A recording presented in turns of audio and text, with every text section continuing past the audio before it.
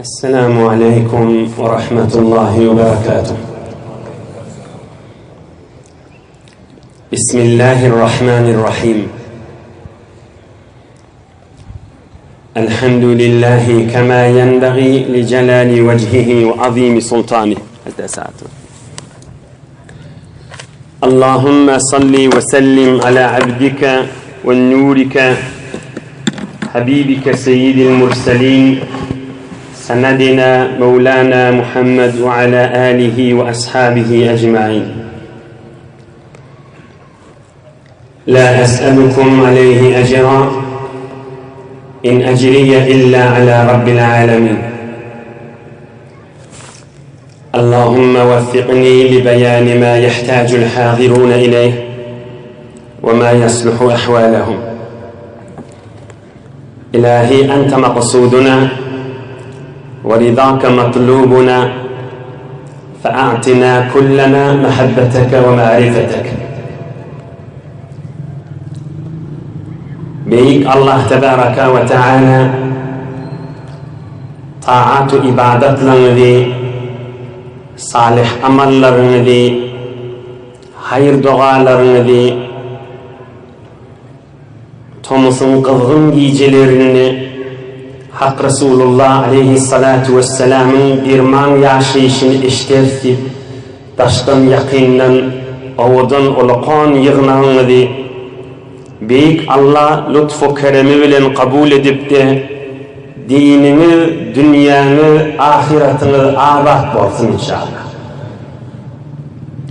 Ey cemaat, qovuz adım mengimekte olaqan qovuz attığı şuun görünüp duha. Bir kadir giyeceğine Ramazan ayın giyicileri kat'en hemen adına düşüyenler bir Ramazan ayın giyicileri yani oldu. Qova mengemek biter qovda ata. Allah Teala içerileriniz bilin, dost yarlarınız bilin, iki dünyanız abad etsin inşallah. Fi mescidi Dimeşk جاء رجل فقال يا أبا الدرداء إني جئتك من مدينة رسول الله صلى الله عليه وسلم لحديث بلغني أنك تحدثه. Şam Şerif'te mescidin içinde Hazreti Ebu Derda oturmuş. İştentiniz Hazreti Ebu Derda Resulullah Aleyhisselam'ın dirman sahabalarının biri.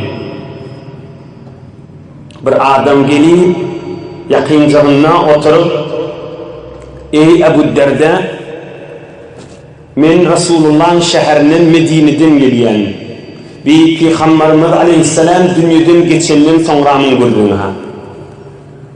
Men Medine'den geldim dedi. Ebu Derda Demeşk'te şon mescidinde. Ey Ebu Derda, men eşittim sen bir Peygamberimizden bir hadis, bir mübarek söz aydiyan yürüyte şunu eşteğinip geldim deyiptir. Ey cevan oğlan, ey Hacı Dehede, ey Safcan, ne deyiptu? Medine'den geldim fakat bir mübarek hadis eşteğinip. Şunu eşitecek, iyizme gidecek deyiptir.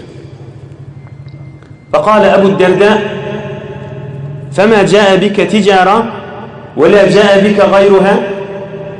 Onun kaptanının mamılı dediğini yadında var mı? Yok, o da yok deyiptir. Başka hiç tat yok mu? Yok. Fakat şöyle bir mübarek hadisi eşteğinleyip geldim, başka da hatta yardımda yok deyiptir. Ama Ebu Derda aydıptır.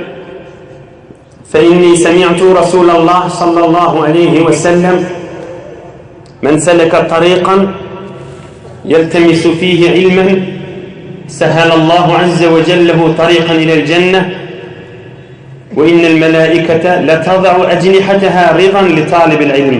الحديث رواه ابن ماجه وأبو داود وغيره.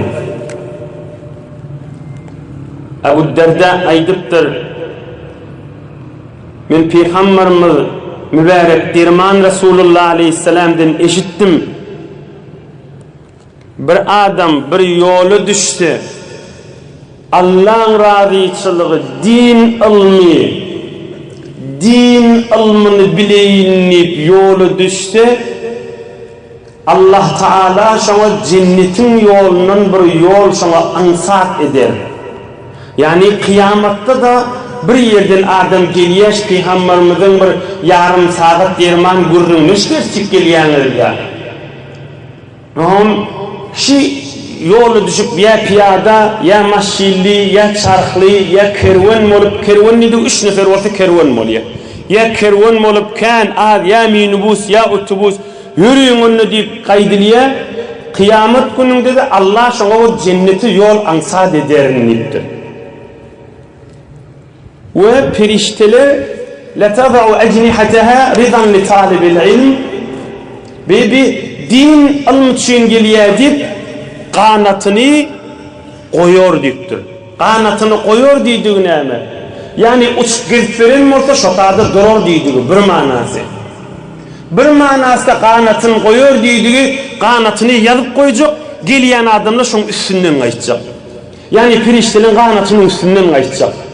Yani nurun üstünden, sakinetin üstünden, cahilliğin üstünden, keyfetik kaçacak. Pamağın üstünden, adam yatmak ne gerek? Yumuşak yerde, ya katı yerde, bir yokunlu, yokunsuz yol, ya mesela yolu geliyakan adam asabın hurt, ya adam nurani, ya adam bir yanaldenini keyfet diyen, aslında daş yakıyllığın yadından çıkarayan, ya bir biderek yana gidende gereğini değeri gidende yakın yerde olsa daş yalı olyanlar sana. Bir sana bir gerekmeyecek yer var da ne açar bariyan o hiyabanında da olsa bariyan sen işin saklayan da. Emme nur dökülün Allah'ın radiyçılığı Hudayın periştesi sen yoluna kanat yazsa onu sen keyif edip nurun içinde yürüyüp gelen adam mı diyen.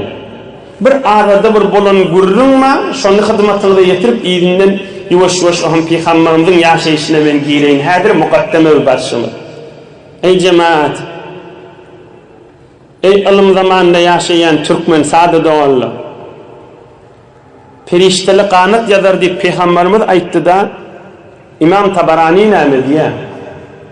İmam Tabarani adyny şu wagtlarda kan eşitensiňiz. Beýik Peygamberimiziň mübarek sözlerini ýat tutan bir alim adamlaryň İmam Tabarani. İmam Tabarani aýtdy, men ustadlymyň birinin eşitdim diye Basrada Aragyn Basra şäherinde bir alim adam mady, şondan adamlar çolup Peýgamberiň sözüni eşitdirdiler diye. Teberrük okyp beraýin. فأسرعنا المشي وفينا رجل متهم في دينه. Bir gün çalazım baryadyk diye bizim içimizde bir adam mady, şunu özü musulman may, kafir may diýip şonkan halam ýatyk diye. Peygamberimizin sözüni eşitmäne baryadyk bir alim adamyň mübarek mahzerine, şoň huzuruna. Oňa bir gezek diýje galyp çalazım rak baryadyk.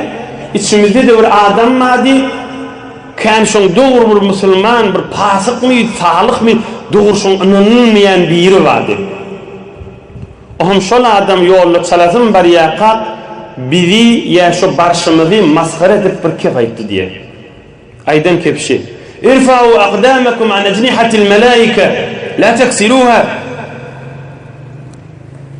Şo ýanky biderek adam ozal ulamalardan eşitipdir da Peygamberimiziň bir derman sözü var. Şu din Peýgamberiň sözü aýdylsa, perişteli qanat ýa gelýän adamyň ýoluny diýip, şonu maskhara edip, hey aýaňyzy ýuwaşaňrak aýaňyzy basyň, perişteliň qanatyny dewamaň diýip, gülüp şolary maskhara edipdir. Perişteliň qanatyny dewamaň, ýuwaşaňrak basyň, nätdirdiňi diýip, hay we haýa salypdyr. İmam Tabarani aýtdy, biz şu ustaddan eşitdik, şu aýdyp barýan adam şu wagt iki aýagy uğraydy, iki aýagyny çekip ýerde goýardyk diýip, aýaksyz adam bolup galdy diýip. فما زال من موضعه حتى يبست رجله كذا في المرقات للقارئ الحنفي المكي. Peygamberimizin derman sözüni maskhara densen, öýle keyf edip haýyrlanmany, din ilminiň içine barýan adamlaryň içine goşulyp tuha. Emma Allah'ın qaharına giriftar bolupdurdy. Bir adamlara Allah Taala maryçylyk berer, qiyinçylyk berer, sowgat etip berer. Eyyub Peýgamberiň derejeleri ýa. Bir adamlara Allah qahar etip berýär. Herhal öz gurrunu de geleyli. Ey cemaat, ey Müslümanlar. Tomsun diyeceti şmahal saat 10:30 bolup barýar. İnsanın haklı kabul edýän şmahal şu işmeli. Bir adam, bir kafir şu işmeli görse, işte çıktan gözdek görün şmahal kişi bir derýasy ýana bolupdy, bir kafir görse heýran galar. Şol Peygamberimiz aleyhissalatu vesselam'ın dirman sözü var. Adam ilm diýip din diýip gelse bir yeňilligi var. Adam perişteliň ganatynyň üstünden gelýär, o yeňillik ihsas etýär, o lezzet alýar. Şoň bereketi daşy. Oňa kan adamlaryň iştibahaty bir uly iştibahaty. Näme iştibahaty? Ey doňçuklar, aýdyň beýleki dostlara da, beýleki gelin, erkek, sawatly, sawatsyz kan adam iştiba etýän bir gurrun var. O da näme? Şu din bir näçe ilm, bir näçe ittilaat muqadiye. Hamana ay gelmeseň de saytay internetin içinden ölüm geregin bilerin. Ya meselen mahlarlardan ölüm öwrenirim. Ya ölüm kan kitaplan ba öýümde ölüm okuýan. Din ilm bir neçe ulum ve bir neçe ittilaat insana kafi değil ha. Din näme? Din insanın gursogyny şu ilmden dökülýän nur. Aytay deyin, dünýä boýunça aýdylmaly görüň şey. Hamany özüm bilýän, kan aýdylýan görüň da, ya kan bardım özüm bilýänini, näme aýdyljagyny bilýän, kan zatdan ittilaata kafim bar. Din ilm ve bir neçe bilmeli zatlar değil ha. Bir neçe ilm ve bir neçe bilmeli zatlar ki insanın gursogyny nurly etsin şu görüňde. On şunu iştibat, şunu düşünmeýänsen, şunu yanlış bilensen, kan enatalan etýä, ogluny agydip berme diýe. Ya adam sana näme işin bar? Aýdylýan görüň belli ölüm kitap mutala etdi bilaga. Aýsan häzir imtihanatyň bar. Aýsan näme etjek? Aýsan bir rat. Näme pikirine ba? Ay okuýsaň da men bilip bolýar. Ay meni internetleriň içinde, saytlaryň içinde merak ýadygyly bolmahan. Gurrun pahat bilim däldir ha. Gurrun şo feriştelerin ýazan ganatynyň üstünde gönenmekdir ha. Siz gelipsiňiz, datýansyňyz, bilýänsiňiz, içine giripdiňiz. Allah Taala dünýäniň ahiretiniň azad etsin, nesip edipdir. Ey cemaat, ulukon nigmat nesip etdidir. Allah uzak bersin, nigmat almasyn isleýärmiz. Ine bir muqaddemani 3 jawan oglan üçin aýtdyk Rasulullah aleyhissalamyň derman zamanynda. Ay bereketler. Mert bolan 3 dost, mert bolan 3 oglan, üçüsi kerwon bolup ay beýtirip ýürmäýli ýürüň Rasulullah'ın Muhammed Peygamber aleyhissalatu vesselam yakynynyň göreýlip ogratdyrlar. Biyan kaydılan hemme muqaddeme derman görürün, gözüne sürmedip çekilmeli görürünle, şu 3 oglandan sürüýmäýdirler. Göreýliň näme görürünleri geçeripdirler. 3 jawan merd oglan, 3 dost, yaxşydan şerafat yeter, yamandan kesafat diýe türkmen. Yürüň, ýürgüdeýillik. Näme diýip ýürgüdeýillikdir? Şol bula Roma ýakynýar demişdikler. Mesihi ulamalardan Muhammed Peygamber diýip eşitýänmişdikler aleyhissalatu vesselam. Oğlum adamla ay näme gidip diýänmişdikler. Adamla gitmeýänmişdik. Her kime aýdypdyrlar gitmeýänlerler. Oğlum 3 dost bolup näme türkmäs ýürgüdeýin da diýipdir. Bereketler. 1400 ýyl soňra hi bolmasa bir jegedek aglarta erzeşi var. Türkmeniň üçin naglar wati. Yaltanmanlarlar. Ertiye goýmandyrlar, halkyň ketini de galmandyrlar. Owasynyň da şudur şu tutuş kafirmişdir. Owasynyň şudur şu kafirmişdir. Muhammed Peygamber aleyhissalama hemme zat aýtýanlarlar şolar. Hiç kimi iyi vermejek bolup. Yoksa Mesihi ulamalardan eşitýänmişdikle Muhammed Peygamber aleyhissalamyň sıfatlaryny we şu mahal dürelligini we Medine'de de gezip görelligini onu da madur kitle bilen alıp galýanmışdyklar adamlary. Emma 3 jawan oglan heves bilen oglynça ve ovasını da bir sorumrak eşittirip ovasında yeni biz gidecek değerli. Hulasa üçüsü kaydıptırla Hak Resulullah Aleyhisselam'ın dirman huzuruna. Bunları periştelerin nuruna yürüyecek adamlar haline bula. Belki Allah'ın nuruna yürüyecek adamlar. Sogap diğerleri hem işe sogap çıkmayanlar. Günah diğerleri hem işe günah çıkmayanlar. Bunlar kam sogabın üstünden varar. Görevine mi vurgunlar var ya? İnne şolun bir ay diye.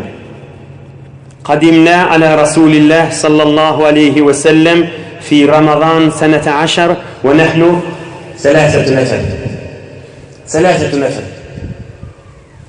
ثلاثة نفر üç dost olup Peygamberimizin mübarek mehzerine, mübarek huzuruna gelip Peygamberimiz sonra Medine dedi. Mübarek dirman 62. yaşında dedi ve biz de 3 neferdik diye. Berekallah. Allah Teala cenneti Firdevs ata etsin şolara. فلما كنا برأس السنية لقينا رجل على فرس. Ohum şu Medine-i Münevvere'de bir iki dağın arasından inip Medine'ye girmediler. Şu tağdan defa çıkıp inip Medine'ye girecek bolumuzda, inecek bolumuzda bir dayağı adam atının üstüne ok yaylı bir adam bize sataştı. İnni Resulullah Aleyhisselam'ın şagirdini yani bir Müslümanı avvelin sataştıran adamlar karşılar.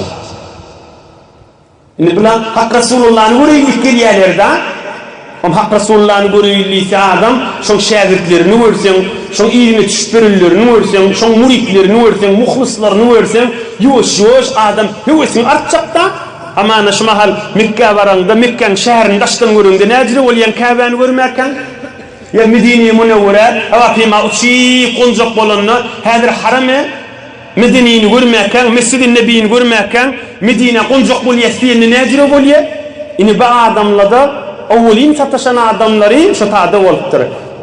Bir tövür tarih kitapta da diye şu sataşan adamları Hazreti Ebu Bekir Siddiq radıyallahu anhum dedi. Avvelin eşten kelimemiz şu oldu diye. Biri görünme oyunu Esselamu Aleyküm dedi. Fehayyana bitahiyyetil İslam. Ovadan dirman İslam'ın salamını bize verdi diye. Belliden 3 nefer gen adam geliyorlar. Esselamu Aleyküm.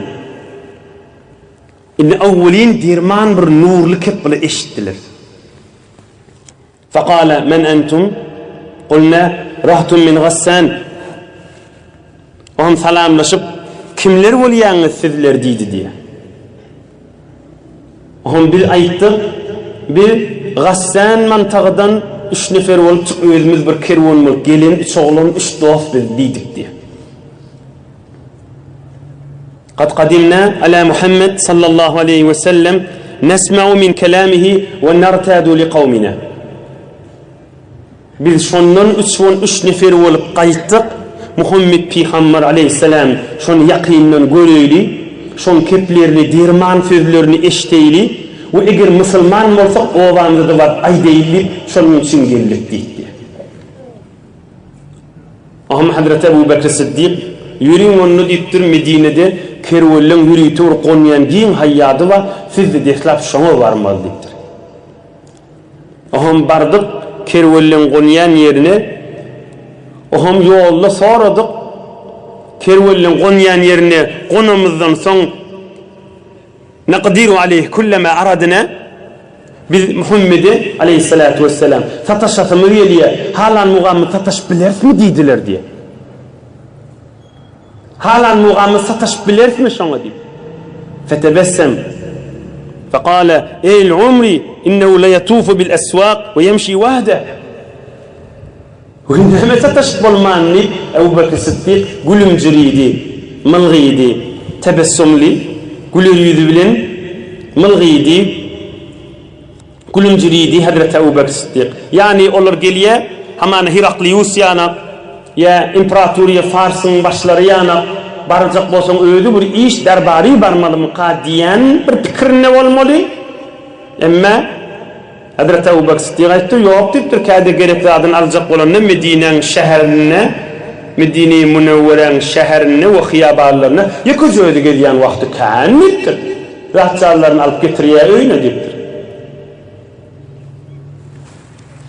Ey cemaat, bir kysgaça adamlar der saýdan ýene ýygyny alyp gitjek, inşallah görürüň. Şulan soragy nämiş mal? Şoňa sataşyp bolýarmy, rahat gurrun etip bolýarmy? Ebu Bekir Sıddık da ýanky jogaby aýdypdy. Ka kıyamata çelik. Ey cemaat, ey musulmanlar, ey sade türkmenler, ta kıyamata çeliydi. Her kim bir qaytay deýişini, olan soragy näme? Sataşyp bolýarmy şoňa rahat? Ebu Bekir Sıddık rahat sataşyp bolýar diýdi. Ey cemaat, ta kıyamata çeliydi.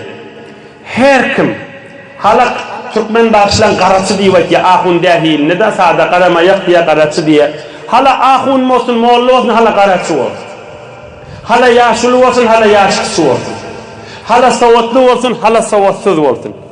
Her kim ilim içinde dünýä müşkili bar adam, ya din müşkili bar adam, rahat sataşyp bilýän adamsy ba bolsa, şol adam Rasulullahdan bir nur paýallygydyr. Yani sadece aydan hewle qow düşünersiňiz. Şu mahal bir din müşkili bar bir adamyň dininden bir kemçiligi bar. Ya dünýeden kemçiligi bar, puly kem, ya meridi bar, ya öýünde mehabbet ýok, ya öýünde öz zindigisinde arameş ýok bir adamyň da, ya müşkili bar da, falany bir ya sawatlydyr, ya sawatsyzdyr, ya falany pullydyr, ya pulsuzdyr diýip bar şoňa derdini aýtyp bilýärem rahatça. Her kimin bar kıyabanyň geçip bar ýa-da sen şol adam tanıyan, baryp şoňa mene şulim pulum kim, mene şulim öýümde mehabbet kim, mene şulim oňşamak, mene şulim öýümde narahaty bar diýip adamlaryň goluýundan bar bolýarmy? Her kimin goluýundan bar bolmasa, şu Rasulullahdan nur şupaý almadygy da şol adam. Imme sen dünýe berdiňmi? Yanky kemçilikler. Ewlady ýok da narahatçylygy bar, bar patlaşjak da şoň. Ahlak kemçiligi bar öýünde, mehabbet kemçiligi bar, izdiwaç kemçiligi bar. Dermanyň pulunu tapanak kemçiligi bar. Ya başga kemçilikleri bar, rahatçak bir adamy bar aýdyp biläjek bolsa, şu aýdylýan adam Rasulullahdan nur paýallygydyr. Emme asy satyşyp bolana goluýundan bar boljak ýa-da. Etinnağı pul kemçiliğinde falana aydağı da diýende agzap boljak däldi. Şol adam paýsyz da, agzalmaýan bolsa. Bir adam süýnükli bolmak Rasulullahdan bir nurdur. Ey cemaat, süýnükli bolmak, mahbub bolmak, ýokumly bolmak. Entek narahatçylyk müşkiliň bolanda şol adam ýadyna düşmek. Şoňa aýdyň diýmek. Süýnükli bolmak, ey cemaat. Hazreti Ömer'in guzugyna bir çağı beripdirler hakynda doga etdik. Näme doga edem bolsa o? Hazreti Ömer'in guzugyna bir çağı beripdirler bir wagt çağa doga etdik. Hazreti Ömer näme diýipdir? Allahumme faqqihhu fid-din. İki rat doga etipdir. Hudaýa şol oglun dinini düşünýän oglan bolsun. İkinji dogasy näme bolan bolsa o? İslaqı dogasa Allahumme faqqihhu fid-din. Şol oglun dinini düşünýän oglan bolsun diýipdir. İkinji dogasy näme bolsa o? Allahumme habbibhu ilen-nas. Şol oglun adamlara söýnükli bolsun diýipdir. Adamlara ýokumly bolsun diýipdir. Adamlara mahbub bolsun, söýnükli bolsun diýipdir. Ine Peygamberimiz aleyhissalatu vesselam da mehbubluň başy, söýnüklüň başy Allah'ın nuru singen bendida. Tahira beyti beyane pakiyast, gence nurast, ertilis meşhakiyast diye Hazreti Mevlana. Yaradılşa deyiptir, kumdandır, sudandır, kandandır deyiptir adam, o adam. Ama gence nurdur deyiptir. Gence nurast, ertilis meşhakiyast. Öyle adamdır deyiptir. Ama kursağında nurdan bolun genç vardır deyiptir. Yine mehbub bolmak, men gurrun iyinin arkideyim. Olar näme sorapdyrlar Ebu Bekir Sıddık'tan? şoňa rahat sataşyp gurrun aýtyp bolýarmy diýipdirle Muhammed Peygamber. Ne olman diýipdir. Ýöküdüler rahatça sataşyp bermeli diýipdir. Ebu Bekir Sıddık'la. O üç nefer näme diýipdir? Diýipdir, biz ulamalardan eşitýäs diýipdir, öýde obamyzda Mesihi ulamalar aýtýar diýipdir. Muhammed Peygamber beter söýnüp güller, rahat sataşyp gurrun aýtyp bolýarmy diýip şolardan eşitýärdik bir diýipdirler. Ahum Ebu Bekir Sıddık aýtypdyr olara: "Ve keyfe tuhta'una anil İslam ve kad akhbarakum ahlul kitab bi sifatihi ve innehu ahirul enbiya." Qulna huwa zaka. Ama Ebu Bekir Sıddık aýdypdyr, bizirek dağı araňda ulamalar kän bolsa, Mesihi ulamalardan eşitip bilen bolsaňyz, näme gijag aldyňyz siz diýipdir. Şumalatçylyk gelmeýäňiz diýipdir. Näme şumaly gijag aldyňyz diýipdir. Am olar aýdypdyr, huwa zaka. Bizde diýipdir, ýan gaýdan gurrunmy diýipdir. Owamla etmet diýipdir. Ahyr üç bolup öz gaýdarymyz şondan üçin diýipdir. Famadayna hatta intahayna dar ramla فنصادف وفودا من العرب كلهم مصدق بمحمد صلى الله عليه وسلم فقلنا فيما بيننا أترانا شر من نزل من العرب Aham bari kerwenlerin qonyan yerine bizde var qonup görsük başka da Araplardan gelen qonon kerwen kän. Himmeti namazlı, dehretli, musulman bolun kerwenlermiş. Üçümüz öýle aramda ýuwaşyňrak kepler 5 ýylyň içinde iň bidirip pes adam biz habiliýätmiş onu özünde şey diýer. Biziň de günümiz gijag arşyny hewesleri bar da batymrak musulman boljaklar. Oham çykdy. Öýleri qonýanlyrly, egin maşyny täzeleýänlyrly, öýlerräkdir, künnirräkdir. Çykdyk Rasulullah aleyhisselam'a sataşaýylyk görsek şu mahalkyň Mescid-i Nebewi Medine-i Munawwara'da mescidin gapsynyň agdyna Peygamberimiz aleyhisselam bir gözünü mübarek gözünü süzmerek yaxşı esewan edip sini esewan edip biri gözler entumul gassaniyun salamlaşıp bolamızdan soň aýtdy Gassani ýurtdan gelen siz ne diýdi? Ahum bir aýtdy kawwa ya Rasulullah diýip. Bir üç nefer bolup geldik, owamyzdan hiç gaýsy gaýtmady. Kawmymyz tarapdan geldik hesap. Yönü musulman bolup ýerimize barsak da pikretmeýäs, owamyzyň adamlary musulman bolsun ya Rasulullah diýip gönje aýtdyk diýip. Ahum din İslamdan soradyk.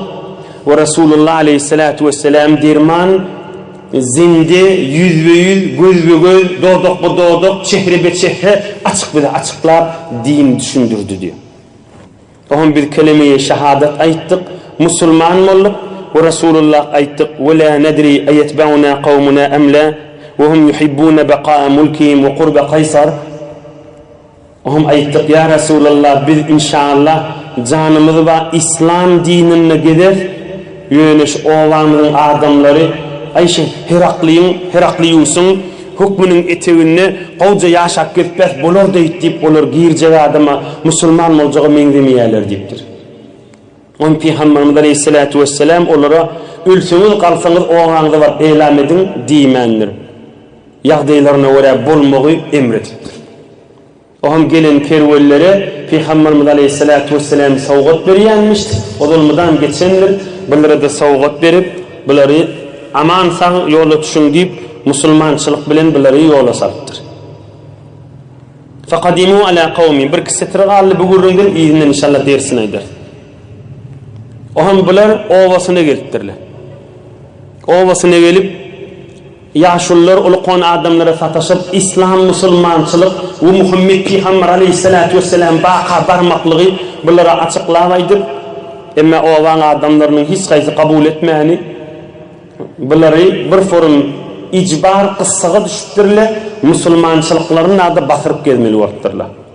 Ve katamu islamahum ve katamu islamahum ve katamu islamahum musulmançylyklaryny basyryp gelmeli bolupdyr.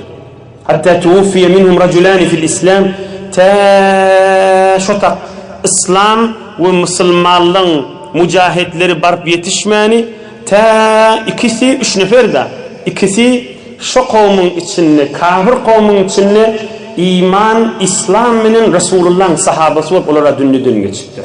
Berekatla. Kıyametde şolar sahaba bolup turacaklar. Allah onlara cenneti Firdevs ata etsin. Alan açıklar dersine girer inşallah.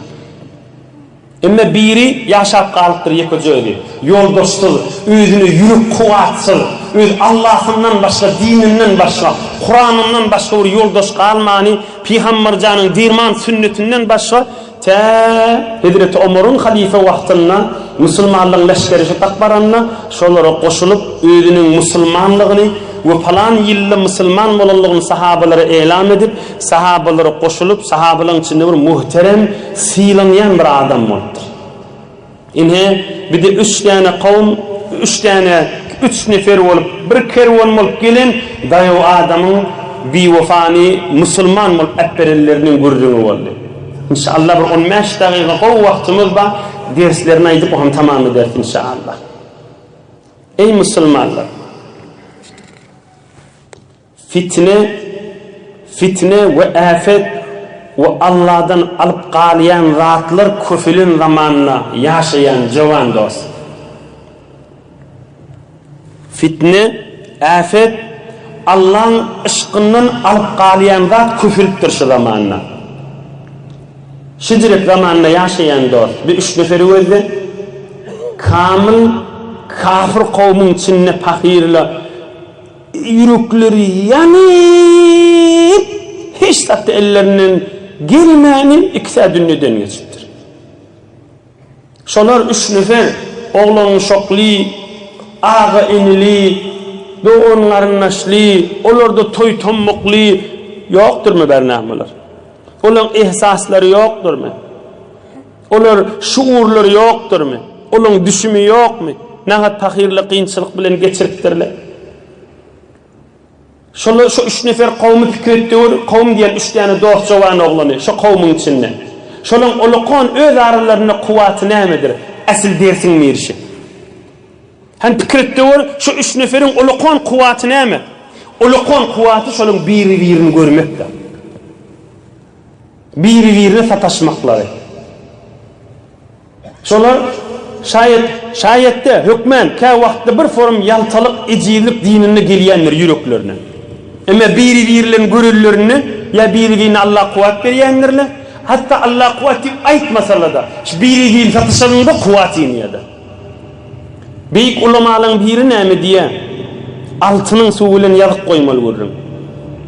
Ebu Hanife'nin zamanında bolon görürüm haş.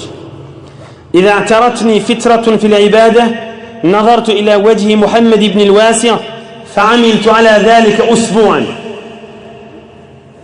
Büyük ulamaların biri nemi diye kâdi ibadette yaltanayan dinin içinde bir mi yaltalık geliyor diye.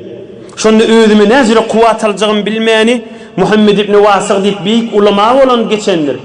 Şonu fırsat tapıp şonu barıp oğruyunçarak, taşanrak ya yakırraktan şonu yüzünü özleyen bir hefte özüme kuvvet alayan şonu yüzünü görüm dedi. Qaytay deyin büyük ulamaların biri diye 1300 ilmin nodul ama amazam Ebu Hanife'nin zamanında bolan zat. Kâdi ibadette özüme yaltalık geliyor. Kâdi ibadette birime ilmimde tömmüllük geliyor. Şonu kuvvet alacak olamda Muhammed ibn Vasık diyen alim adamın barıp yüzünü gözlep bir hefte özüme enerji kuvvet alqayt yani. Bir tovar oğlalla Tahran'da işleyeli ya başka Şiraz'da işleyeli ya Haffari'da ya karxanalarda 3 nefer şu şehrin içinde ya her yerlerde ya hariçte ya öz vatanımızda 4-5 nefer 10 nefer zept boltu belkim şolar işsin. Öz oğlunun şoğunun arasında, öz zenanlarının arasında, öz dostlarının arasında hetmen din oturuşunu koysunlar. Bolsun yani aralarında. Onu yatlarından çıkarıp sünnet, din, Müslümançılık, mezhep, imanlarını yattan çıkarıp oğlunun şoğu bilen bile şu duruşunu gömülüp gidemesinler. Ay btada ahumollu da yok Türkmen doğulumuzdan da daş neme ay zindagi da neme da dip bir neferin kefine hava verip de ya öyle şonmen uğdaşı dip de zindagidir da nemedir da dip de din musulmançylığını ýadyndan çykaryp, soňra bükülli öýdüniň näme mezhep agydadygyny ýadyndan çykaryp, dinsiz bolup gidamasyn. Ýene 10 ýyldan, 15 ýyldan, 20 ýyldan olaňy şogda ulalyp, näme diýin bilmeýän girip bilen bolamasyn. 3 nefer kawmy, 3 nefer jowan oglany welde, ölünçäli musulman bolup, kafir kawmyň içinde biri-birilerini görüp, biri-biri sataşyna kuwat bolup, binnilim sahaba bolup, musulman bolup dünýeden geçip taryhda sebit bolupdyr bular. Sen taryhda sebit bolsaň bolmasaň Allahyň ýanynda sebitsin. Allah'ın bir mahlugusun. Belki sen insan. Allah'ın sıylıklık yaradan bendesin. Yine diyen daş yerlerde işlep gidip öğren mi oldu? Ya öz ilunumuzun içinde. Öz ilun adam kamadın içinde. Bir daş yerde işlep öğren görsen haberlaşıp du din adamları bilen. Öz ilunun içindeki de bu zatları, bu oturuşu, bu adam kamadı eşmenşik bolup öz näme mezhep agydadygyny bilmeni gömülüp gidagamasyn. Biri-birine sataşmak kuwatyny, biri-birine din oturuşy kuwatyny alyp durmak elbetde lazımdyr ha hemmemide. Ey jowan dostlar, ey türkmen dogançyklar, iman ýürükdi, emniyet ýürükdi. Kelläň aylap gör gözüňi bu owdun märekany özde. Emniyet nygmatyň etegini giýjäň ýaryna saat 10 bolup barýar. Ayet namaz diye, cuma namaz diye, ulukon oğudun mehreke keyif edip ortayız, eşittirin başa Türkmen doğan çıklanıda da. Gayrat edin dininizden çüreyim. Mert bolun bir eme. Makam olun. Gayratlı olun bir eme. Reginiz oynasın dinin gurrunu olunlar. Damarınız saykansın bir eme. Bir gömül kütmeli, hava hatiri yok işlerden bir tovar Türkmen doğan çıkılan bir yerledi. Ya okuyup gezip be, ya işlek gezip be. Hava hatiri yok şadosunu gezip be. Yani bir 3 neferi öldü, neziresin gerisini aytman gidecek. Fakir 3 nefer ol, musulman mı dünyeden geçti. Lepsi zamanını gerek gurrun şu gurrun. Ulukon dersi. İkilinci ulukon dersi, şol adamlarda hükmen oğullarını ken günah bolýandyr. Bu kafir da kavmi şodur şey. Nazire saklanırlar kamşola. Ulukon sual, ulukon soruğa haşik. Şola nazire saklanırlar kam. Bir kafir kavmin içinde Türkmen yönü yürüp ağuyanına ihtiyat. Sırf fakir olup Müslüman iştikâş ola. Fakir deyip olur kiçildi ve demek de yürüğümden şolun bir kıyınçılık bilen geçirilen ihsas edip aydiyatsa. Bir adam kamet yoğurak yerde yaşayan ya bir fizilik oturuşlardan daş yerde yaşayan adam ne kadar kıyınlar azıcık ihsası olsa olara sahaba, olara Resulullah'ın şagirtleri ne kadar kıyınçılık bilen geçirenlerle o minniyen soruğun cevabı ne değil necire şolar günahden daş yaşadıkan Ulukon bir bellimeli rat var, düşündürün doğan çıklanıda, öz ilununuzda ya başka yerde okat gezip be, işlep gezip be, bir kanun madır. Bir kanun ma, bir madde var, bir gurrun ma. O da ne mi? Adam günah işetse, izinden yeni bir günah etkendir. Yani günah bir zıncır olyandır, bir-birine yapşırılı zıncırdan. Günahdı bir kaptır zıncırın çekildi, sonrası günahdır. Eyni şidiret, el-hasene, hasenetun ba'de hada. Soğağı işetsin, izinden adam soğağı işetiyor. Ama anne şun sen öyünde yan kayıtacak bolağında, sadece mesela, dehret kılıyanda, bir soğağı da, bir tesbih de sanıyanda. Soğağı çıkıyor da. Yok o yana değil, geliyanda, cemaate yetişti, ve soğağı çıkıyor. İzinden gelin de bir mereke bir dirman gurrunlar eşdiyen. Onun izinden o görsen palani de geliptir, bir de vur soğar. Salamlaşıyan, oturuşayan, bir de vur soğar. Palani ne mi yok? O miridhal, Müslüman doğumda haber alayan, bir de soğar. Hayır dua etiyen, bir de soğar. Şun akşam bir ağırlam Allah'ın zikrinin eteğine, Hudayın nurunun eteğine yatyan, mını yetecek zat bana diysene. Soğar diyerler mi dam soğar çıkyandır. Günah diyerler de günah çıkyandır. Sen men hamana bir yerlerde yaşayan günahken ay camiye oraya olmalı, nem olmalı, ağlamayla özümüdür. Günah bolcak yere barmalılar. Adam günah eder, mıdam aytyandır. Adam günahkar ki ona vurrun yok. Günah iyidinne gezmer. Günah bernamı rizi etmer. Günah dökülüp durun yana barmaz. O da olu kan vurrundur. Hamanda bir haram toyu var da, haram toyu ay bir barcak diye neymiş kalı ay bir zat bar ya da haram toyu bir bardı evvelene dehre kılpis vakit gidip bilmedi. Barandan sonra namehreme göz düşer. On şayette başı günahlara giriftar olsun. Ohum inni şu etiyani için doğrulacak olup şayet bıgat akum olanını gıybet tohmete girsin. Ohum bir günah işleri girdi öyüne gelinde ağırlar, yalan aydarken. Şu hileyde ağırlama olur, erde ağırlama olur. Gıyırda ağırlar, oğlanla ağırlar. Giyecek alsa da ağırlar. Bir de günah da ol, günah çekiyor. Bir öyle kanun buluşu şeyle de. Ohum bir yerlerde günah var. Hazreti Ömer ne diyor radıyallahu anh. Allah Teala bir zatları haram etti. Gör ey cavan oğlan ne diye? Huday Teala bir zatları haram etti ki bir cavan Müslüman men şunu etmir nize başaracak zatları Huday haram etti. Yani la yukallifullahu nefsen illa vus'aha. Adamın başarmayacak zatını Huday buyurunak diye. Bolmuyor ki bu zamanı günahdan saklan, bolmuyor ki ne ocuru değerler. Kıyamata çeli bir adam min izinine gezmerin, bernamı dökmerin ise elbette başarıya da son insan. İnsana Allah gayrat vertir edeyin ise. İnsanı gayrat vertir, himmet et, gayrat et, sabırlı ol, mahkam ol. Eciz ol pariyan mı? Yani kuvurunu ver. Hudayın dostlarını tap, bir gör, bir heftetan kuvvet olur. Hudayın dostları bilen bir oturuş neçe vaqtda çileytan kuvvet bolur. Salamlaş ne kadar sana enerji bolur. Allah'ın dostu kıyamata çiley badır. Tafarsan idinne geçsin. Hudayın dostları kıyamata çiley bolup durmalıdır. Palan evliya, palan pir ölünü bilen, yerin yüzünün evliyası oturdu diyen puçu hiç vururundur. Din yürüyüp durmalıdır kıyamata çiley. Bu din adamlarda bolup duracaktır kıyamata çiley.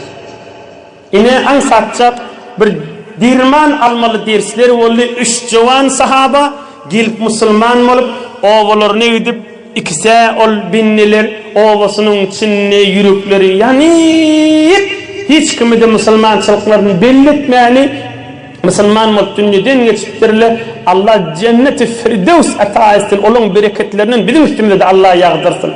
O bir neferde yaşı uzak bolup bir mekalip Hazreti Ömer'ün zamanında Müslümanlara koşulup Müslümanların içinde urfiylikli sahaba oluptur. Edip ihtiram menen Resulullah'ın sahabası belki Resulullah'ın öz gurrunu yiyeceğin içinde işitmek nesip etti. Allah'ın mağdın dünya ahiretini abad etsin. Dirman gurrunları Allah erhamur rahimindir. Resulullah'ın öz mübarek doğduklarının cennette taşınalıp dirman gurrunları işitmek mağdın nesip etsin. Huday Teala vatanımızı emniyet, mehabbet, ittihattan ayırmasın. Bereket yürüysün, ahd-ı birlik yürüysün. Dirman, din, mezhep, akidamız yürüyüp dursun can Huday. Allah Teala ırzkılığında da bereket versin. Namardı zar etmesin, mataç etmesin. Bir alham 3 kul huvallahu okuyayım.